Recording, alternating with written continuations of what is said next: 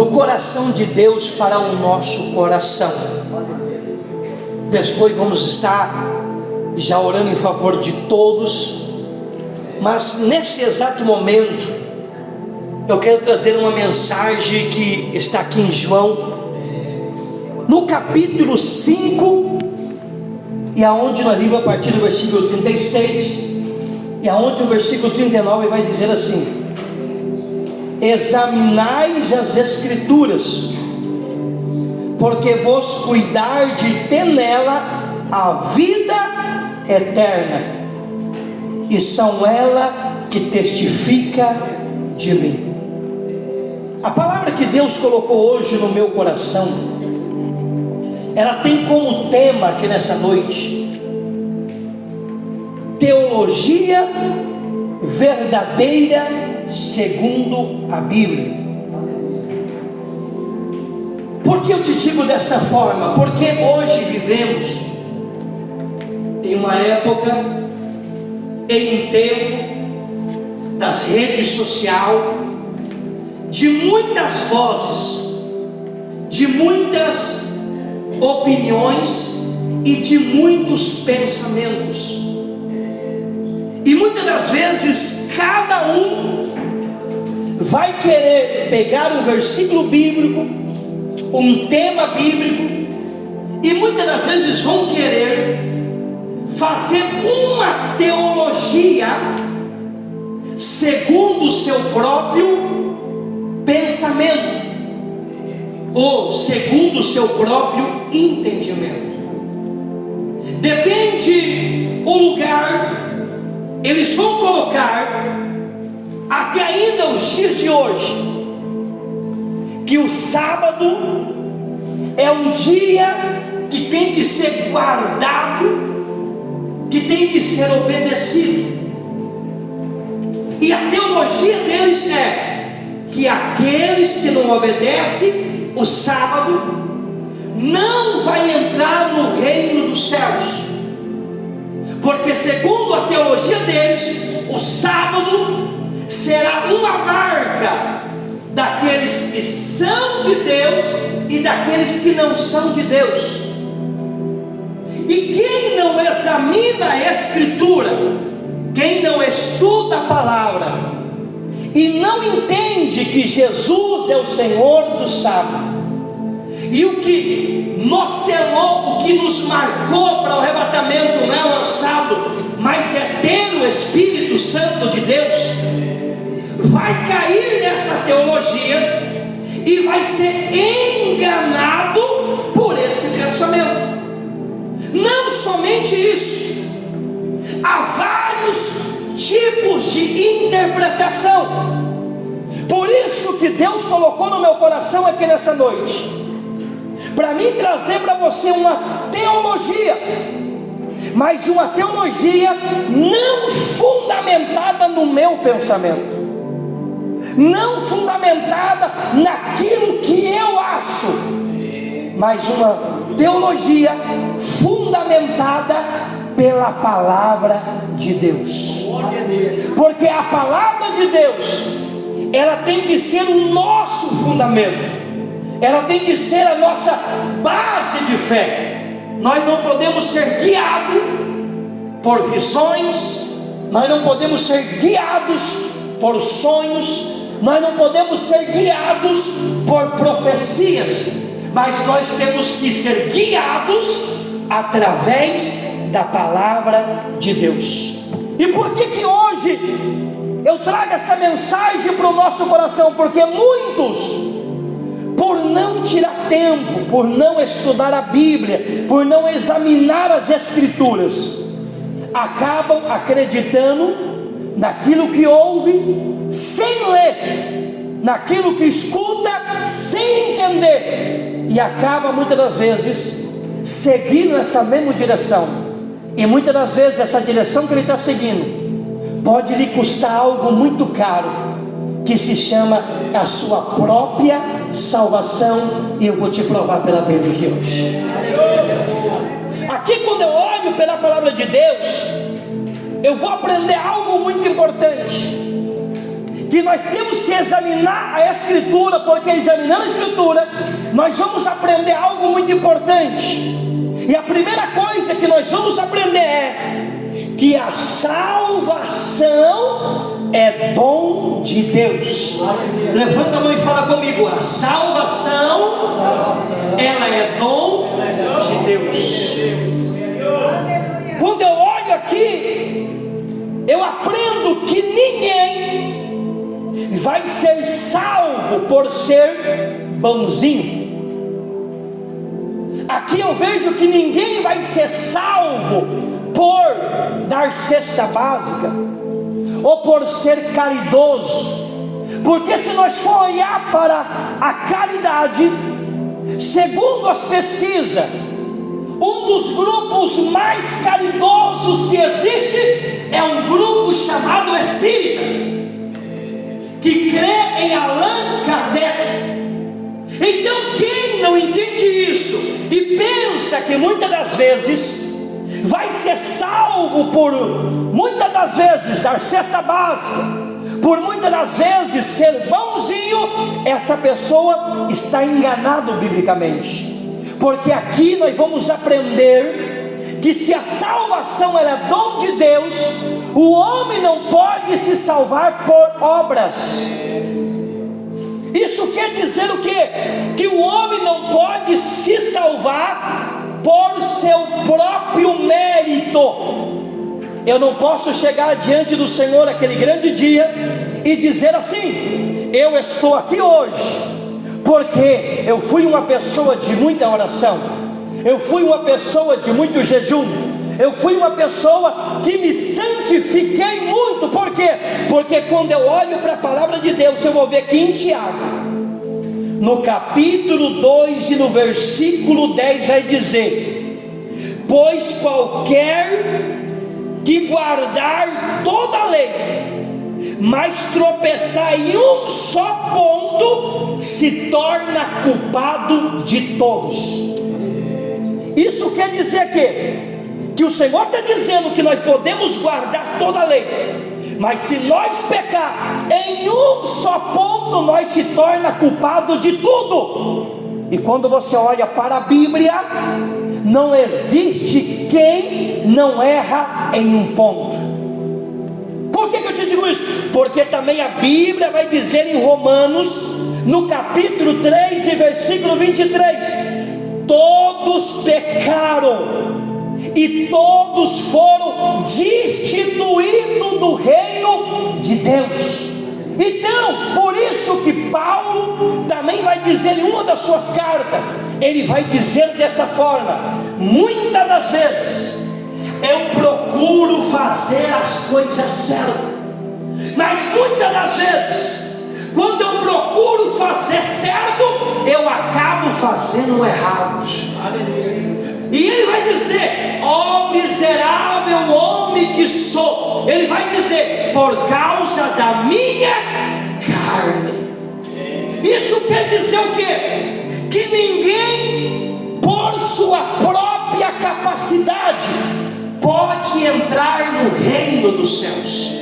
Aqui eu aprendo que então a salvação, ela é dom de Deus. Quer dizer, se não fosse o Senhor vir sobre a terra, se não fosse Ele morrer por nós, se não fosse Ele nos justificar, se não fosse Ele abrir a porta da graça, não teria ninguém que ia ser salvo aqui nessa noite. Por isso levanta a tua mão e agradeça a Deus, porque se você está aqui, não é porque você é melhor do que ninguém, não é porque você ora mais do que alguém, não é porque você jejua mais do que alguém, mas é porque a graça de Deus te alcançou. Aleluia! Por que eu te digo que isso é uma teologia? Porque muitos, talvez, por ser exagerado, ou muitos por colocar algumas regras, ele vai dizer: você só vai ser salvo se você obedecer o sábado. Você só vai ser salvo se você fizer isso. E a Bíblia está dizendo: a salvação é pela graça.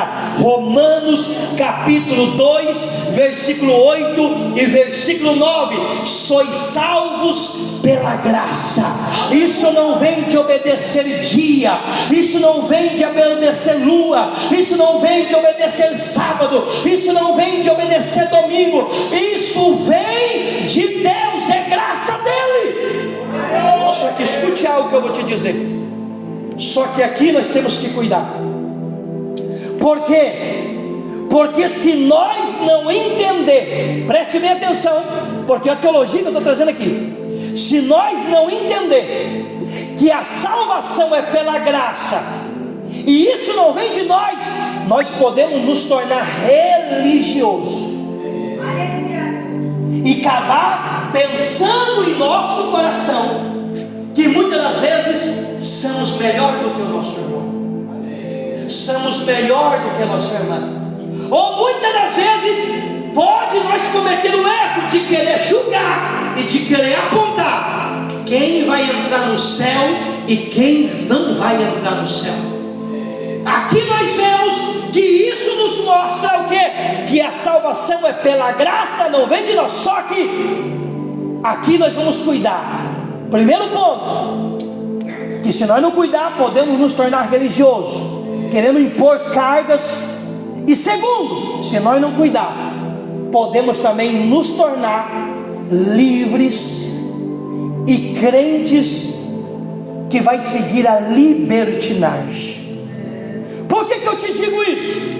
Porque muitos daí vai dizer: sim, então nós somos salvos pela graça, e isso não vem de nós, então eu posso fazer o que eu quero, porque a salvação não depende de mim, e da mesma forma eu vou morar no céu. Isso já é uma teologia de portas abertas. Mas quando eu olho, eu vou aprender que a prova da nossa fé, ela tem que produzir obras. Vou fazer você entender. A prova da nossa fé em Deus, da nossa crença em Deus, ela tem que produzir obras. E aonde a Bíblia vai dizer isso?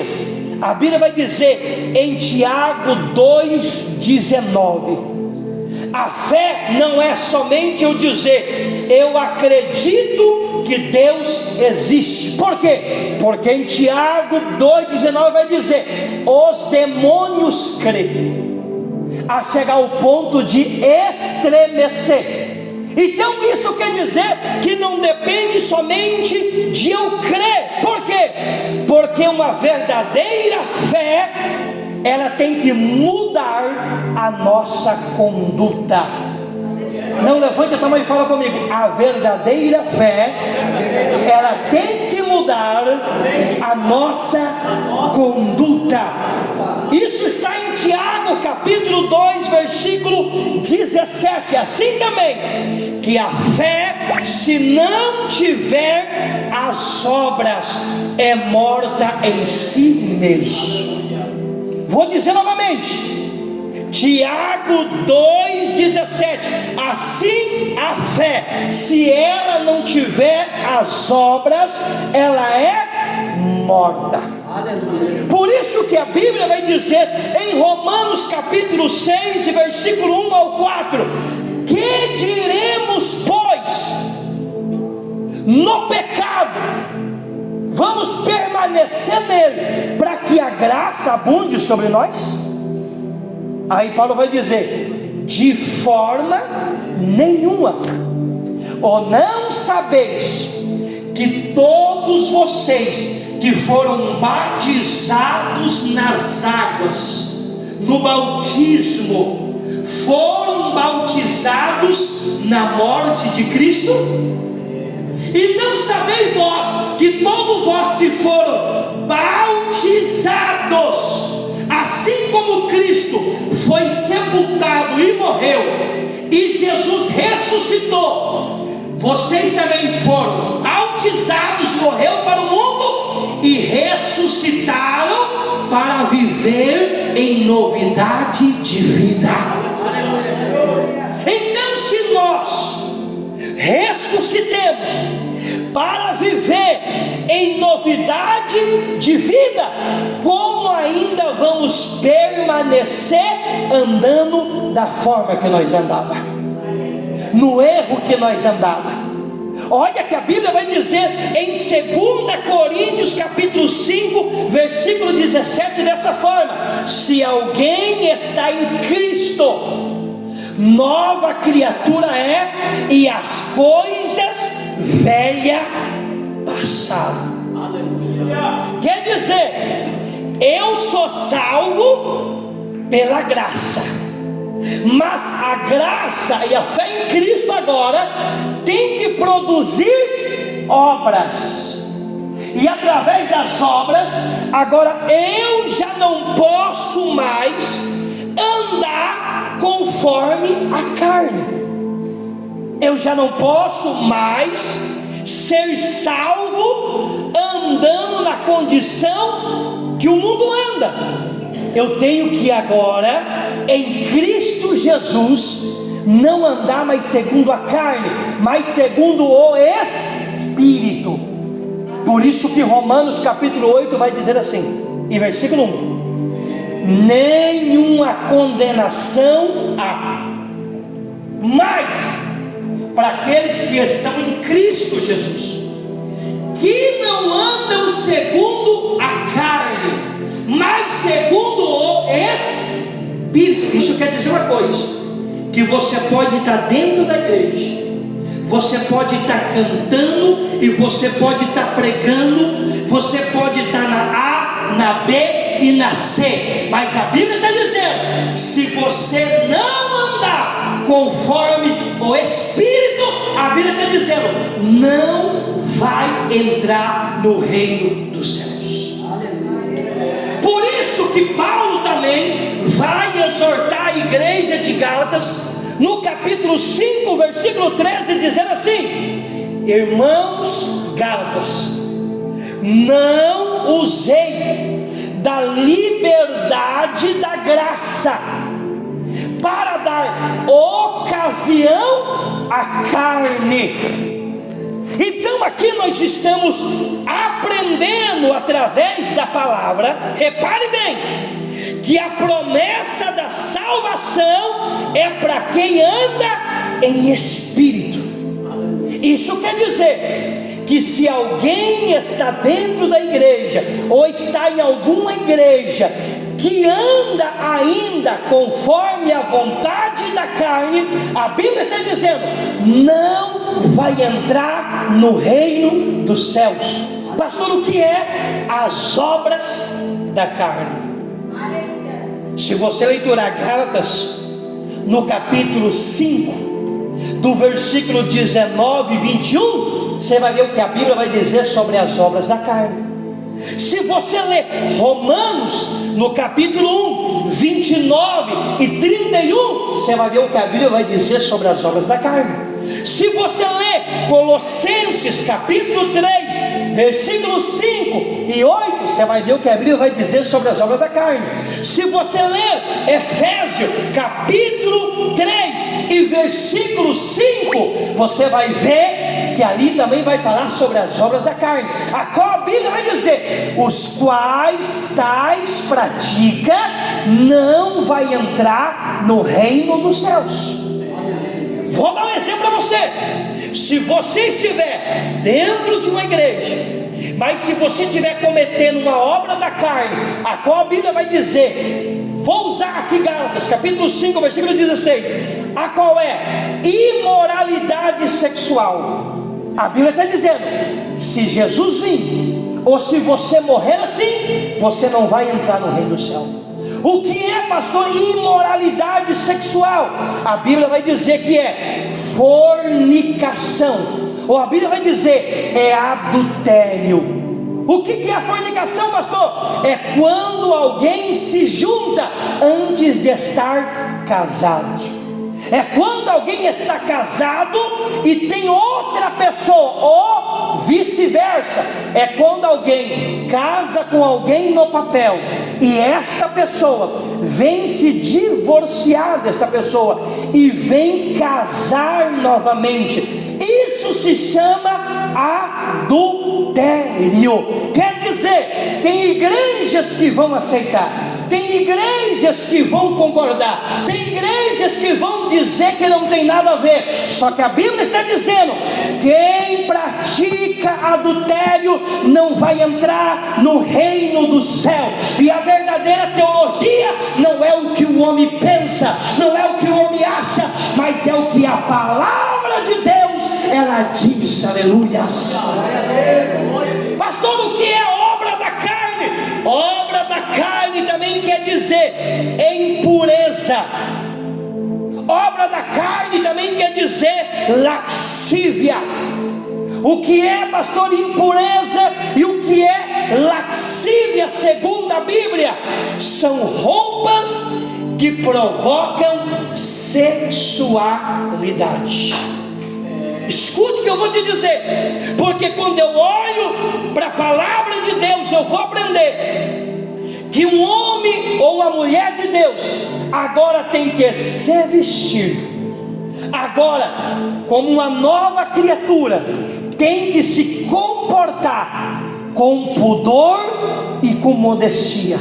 Então isso quer dizer o quê? Que todos aqueles que estão dentro de uma igreja, mas estão andando segundo a vontade da sua carne. Você bem exemplo, indo para a praia, ficando de biquíni, indo para a praia, ficando pelado, ficando de qualquer forma. A Bíblia está dizendo, está andando segundo a vontade da carne. Pastor, por que você está pregando assim? Porque vivemos em um tempo que há muitas igrejas que não se preocupam mais em ensinar o que eu estou ensinando aqui nessa noite, porque eles dizem dessa forma: Deus não está preocupado com a sua maneira de vestir, Deus está preocupado com o seu coração. E isso é a maior mentira do diabo. Deus também se preocupa com a nossa maneira de vestir. Deus quer que nós se apresentemos como um verdadeiro servo de Deus, como uma verdadeira serva de Deus, e que nós venha se atraviar de trajes, de roupas que não venha chamar atenção, como roupa apertada, como roupa transparente, como roupa sexual. Se alguém diz que serve a Cristo, se alguém diz que serve ao Senhor, mas está andando desse jeito, Cristo vai voltar, mas Ele não vai subir, porque não é o que eu estou dizendo, mas é a palavra de Deus, é a palavra do Senhor. Escute, a Bíblia está dizendo aqui que as obras da carne é conhecida como inimizades, como brigas, como inveja, como porfia e como idolatria. Escute o que eu vou te dizer: idolatria não é somente adorar imagens. Idolatria não é somente se prostrar diante, escute algo, de um São Antônio, de uma Maria ou de um São José. Tem muitos fazendo ídolos por aí, tem muitos fazendo jogadores de futebol como seu ídolos, tem muitos fazendo artistas como seus ídolos. Vou te dizer algo que muitos não pregam, mas todos aqueles que se envolvem com futebol, todos aqueles que ficam na frente vendo televisão, assistindo o jogo do Brasil, assistindo o jogo do Paraguai, assistindo o jogo da Argentina, ele está sendo um idolatra. Porque a Bíblia diz: se já nasceste com Cristo, não buscai as coisas que são da terra, buscai as coisas que são de cima, buscai as coisas que são do alto.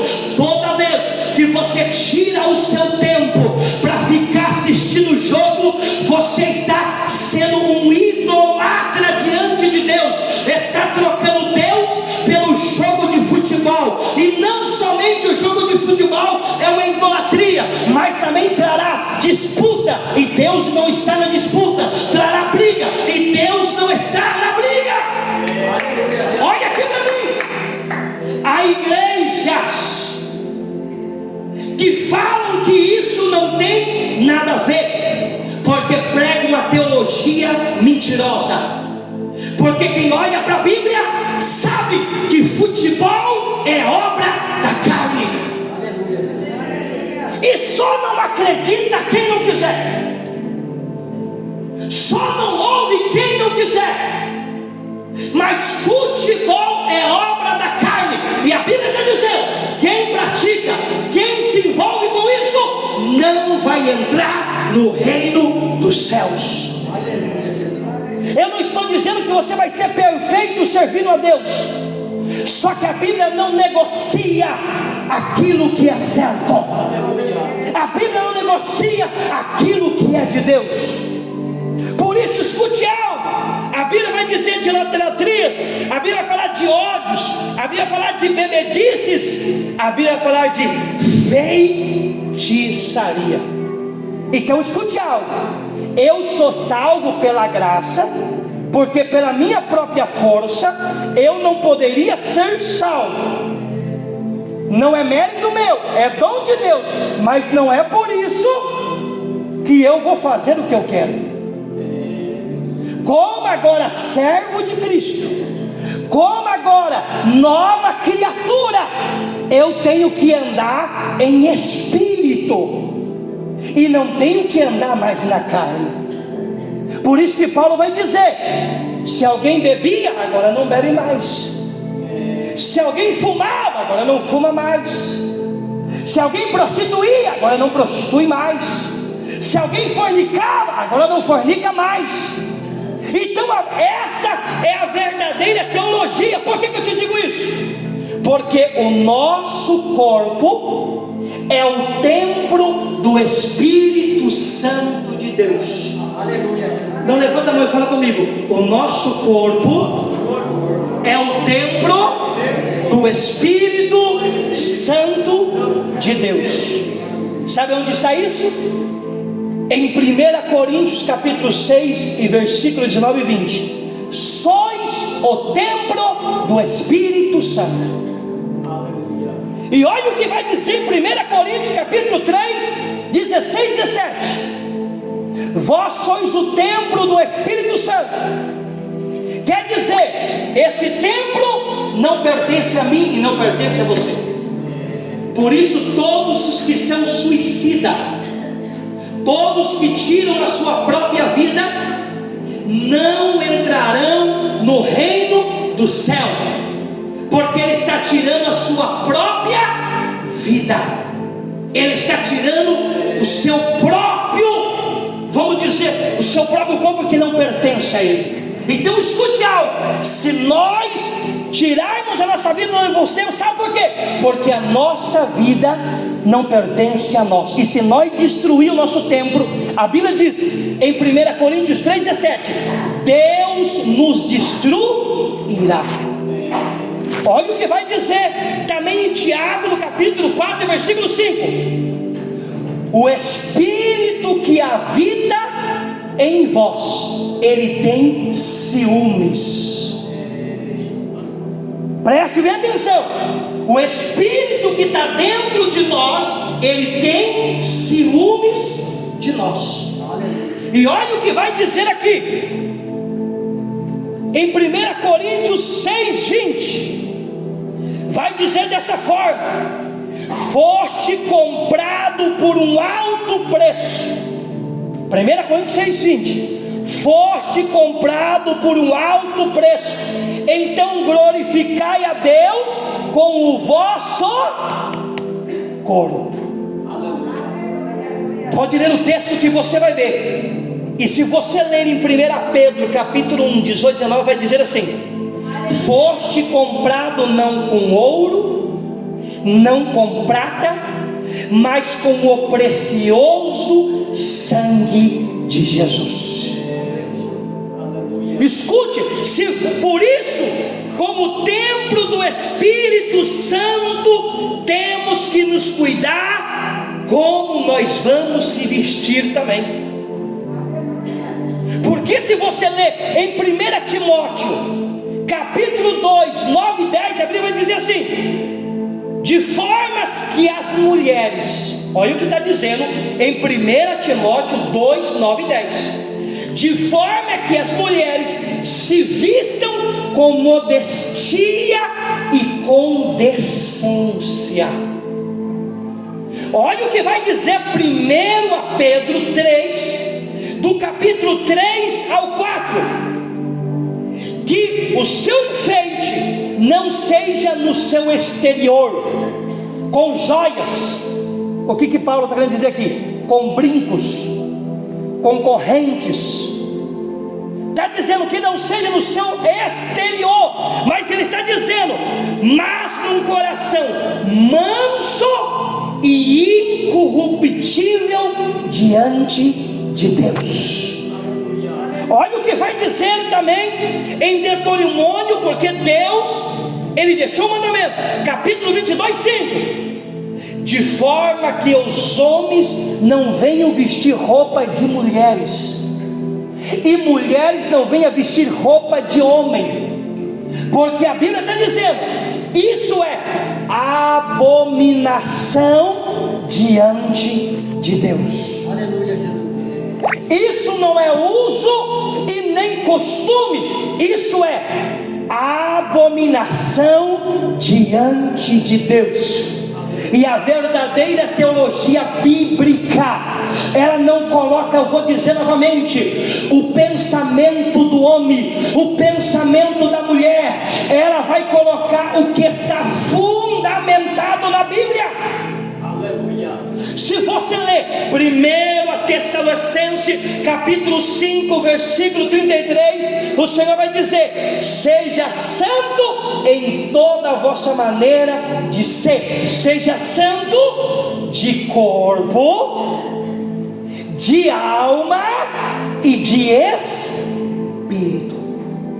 1 Pedro capítulo 15, capítulo 1, 15 e 16 vai dizer: seja santo em toda forma de você andar, porque aquele que vos chamou é santo.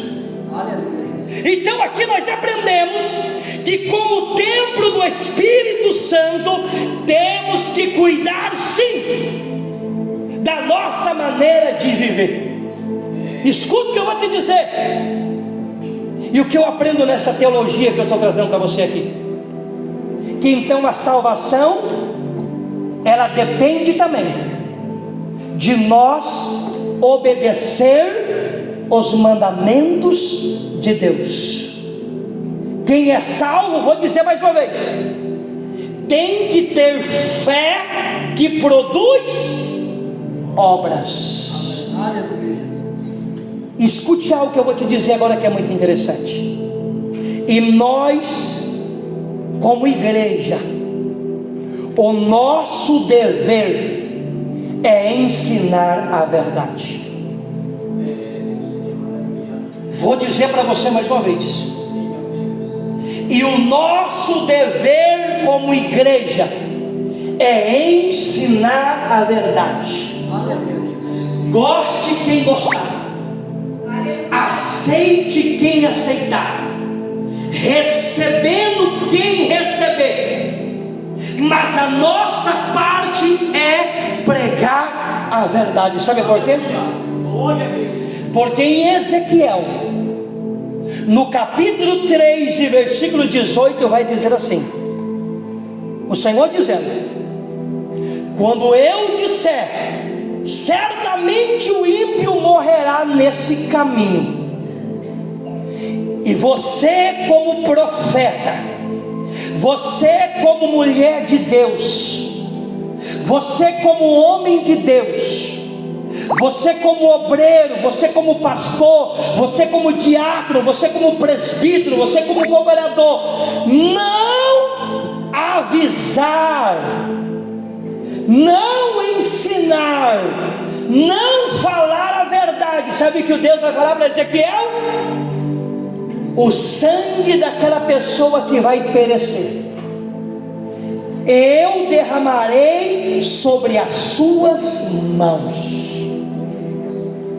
Ou em outras palavras, ele está dizendo: eu vou cobrar de você. Aleluia, Jesus. Você vai dar conta por conhecer a verdade e não ensinar a verdade. Olha o que diz 2 Timóteo 3, do versículo 16 em diante: que toda a escritura é inspirada por Deus. Olha o que está dizendo: para ensino, para repreensão, para correção, para educação, para justiça, para que o homem seja perfeito em seus caminhos. Aleluia, Jesus.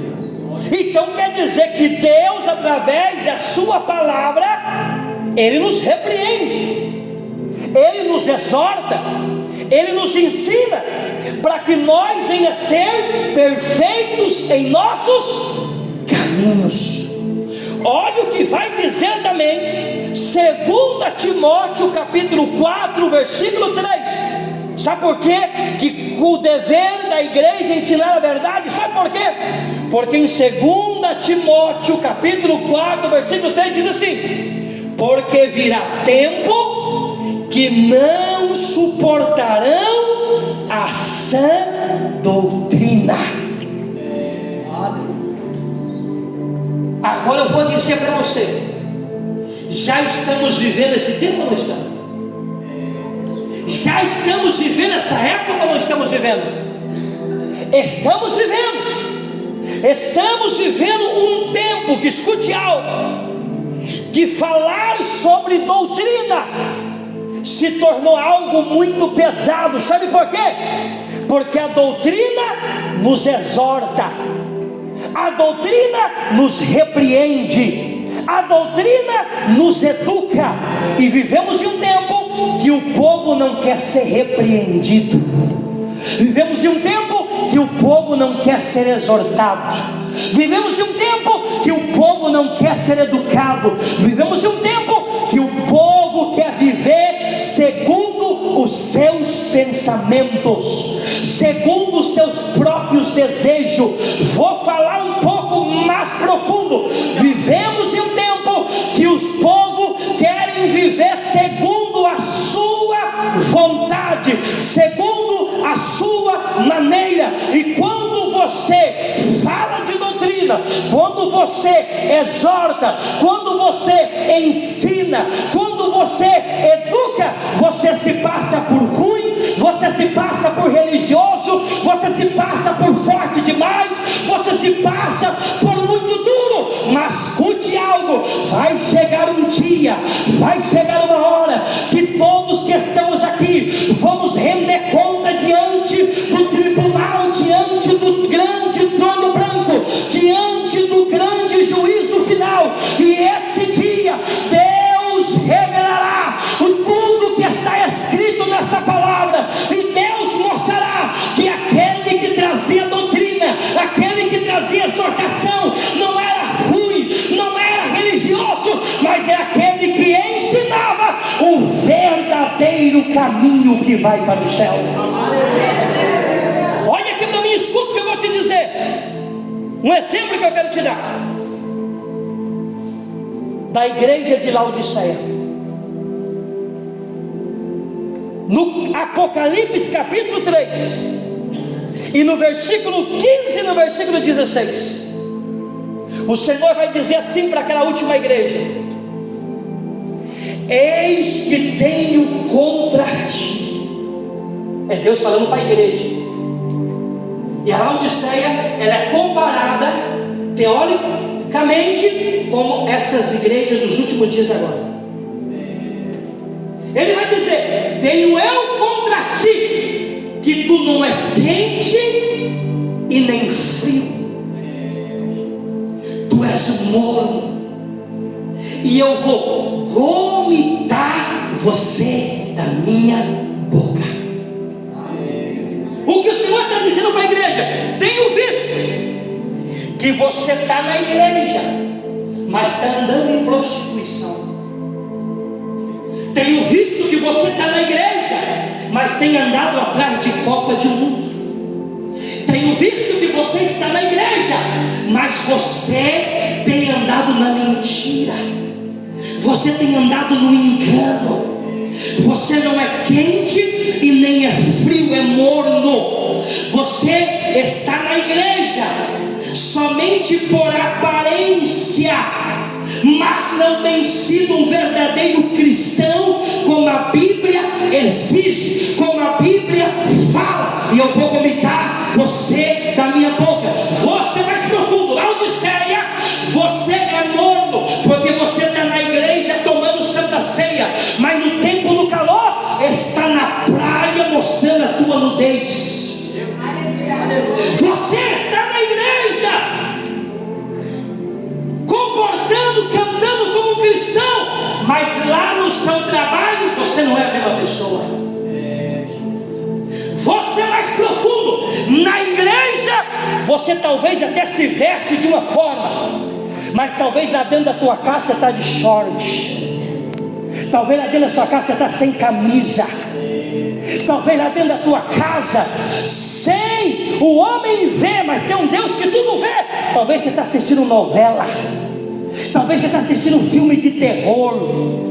Talvez você está assistindo Netflix. Talvez você está na igreja, mas lá você está fazendo algo que não deveria fazer.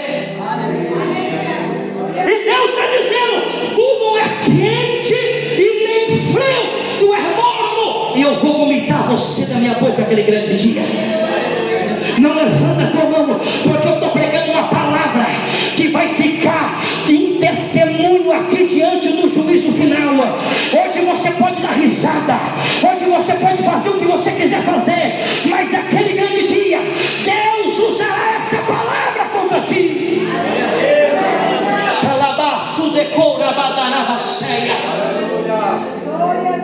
Escute o que eu vou te dizer.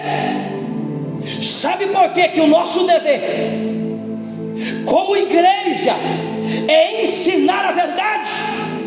Porque a igreja que se omite, ou a igreja que se omitir, segundo a Bíblia, é uma igreja que se calou quando Deus mandou falar. O que é uma igreja que se omite? Eu vou pregar, mas eu vou deixar cada um faz o que quer. A minha parte é pregar, mas cada um decide o que quer fazer. Errado. Mateus capítulo 18. Se o seu irmão pecar contra ti, ou em outra palavra, se alguém vier a cometer algo que está fora da palavra de Deus, da palavra do Senhor, ele vai dizer: chame e converse com esta pessoa e aconselhe esta pessoa. Se ele voltar a pecar, chame novamente e chame mais 2 ou 3 pessoas. Então aconselhe novamente esta pessoa. Mas se ele voltar a cometer novamente, na terceira vez, coloque ele como um publicano, ou em outras palavras, coloque em disciplina. Não canta, não prega, não toma santa ceia, não abre culto para testemunho dos outros, para que os outros também não venham fazer o que ele está fazendo. Então, quando a igreja ela se omite, Deus está dizendo, Ezequiel capítulo 3 versículo 18: eu requererei o sangue daquela pessoa das tuas mãos. Por isso, escute algo, em 2 Timóteo capítulo 4 versículo 2, Paulo manda uma mensagem desesperadora para Timóteo. coração fala: Timóteo, escute algo, meu filho, que eu vou te dizer. Pregue a palavra, repreenda, exorte, doutrine, a tempo e a fora de tempo. Vou dizer novamente, Paulo vai escrever uma carta desesperadora, dizendo: filho Timóteo, pregue a palavra, exorte, discipline, doutrine, a tempo e a fora de tempo. Aí vai entrar outro versículo: porque virá tempo que não sofrerão a sã doutrina, e muitos terão sobre o teu ouvido como comichão em seus ouvidos. Mas hoje eu venho pregar uma teologia bíblica, uma teologia verdadeira, uma teologia que não negocia princípio, que não negocia com pecado, uma teologia conforme a palavra de Deus. Aleluias! Olha aqui para mim, já vamos terminar. Por isso o nosso dever é não se omitir, mas pregar a verdade. E o nosso dever, escute algo, vou dizer aqui biblicamente para você: o nosso dever é defender a verdadeira doutrina e não estar de acordo com aquilo que está errado. Escute o que eu vou te dizer aqui: defender a sã doutrina e lutar por aquilo que é certo e não concordar com aquilo que é errado, isso não quer dizer julgar. Tem pessoas que dizem assim: você está me julgando. Vou fazer você entender. Isso não quer dizer julgar, e isso também não quer dizer que somos religiosos, que somos melhor do que alguém. Por que eu te digo? Porque o significado de julgar, sabe o que é? É quando você olha para uma pessoa e diz assim para esta pessoa: você já não tem mais jeito, você já está condenado ao inferno. Aí você está julgando, porque você está dizendo para a pessoa que a pessoa não tem mais jeito e que a pessoa está condenada ao inferno. Você está julgando. Mas agora, você repreender, você exortar, você ensinar, você ir contra aquilo que é errado, isso não é julgar. Isso é defender aquilo que é certo. Isso é defender aquilo que é correto. Vou explicar para você o que é também ser religioso. É uma pessoa que por orar, por jejuar, por se santificar, ele se crê mais espiritual do que as outras pessoas. Isso que é ser religioso. É você fazer que nem aquele fariseu, bater no peito e dizer diante do templo: Senhor, muito obrigado por eu estar aqui, eu jejuo 3 vezes por semana, eu dou o meu dízimo, e muito obrigado por eu não ser que nem aquele publicano. Quer dizer, na oração dele, ele dizia que era maior, melhor do que eu publicano, porque ele jejuava, ele orava e ele dava o dízimo. Escute algo: nós está na igreja e nós ser muito de oração, nós ser muito de jejum, nós santificar nossa vida, isso não quer dizer que nós é melhor do que ninguém. Porque o dia que eu pensar que eu sou melhor do que alguém, o dia que você pensar que você é melhor que alguém, você já pecou. Você tem que agradecer se Deus te dá força para orar. Você tem que agradecer se Deus dá força para você jejuar, e se dá força para você santificar. E a sua parte não é querer ser melhor do que os outros, mas é orar para que Deus venha dar a mesma força que você tem para aqueles outros que talvez não tenham. Por isso que isso é ser religioso. Mas agora, confrontar a palavra não é ser religioso. Vou falar bem para você entender. Pregar contra o segundo casamento não é ser religioso, porque a Bíblia é contra o segundo casamento. Você está confrontando o pecado. Pregar contra a mulher cortar cabelo não é ser religioso, é pregar o que está escrito na palavra. E a palavra é contra a mulher cortar o cabelo. Vou ir mais profundo. Pregar que homem não pode vestir roupa de mulher e mulher não pode vestir roupa de homem não é julgar, é pregar o que está na Bíblia. E isso não é julgar, é pregar aquilo que é verdade. Aleluia, gente. Por isso levanta a tua mão e para de abaixar a cabeça.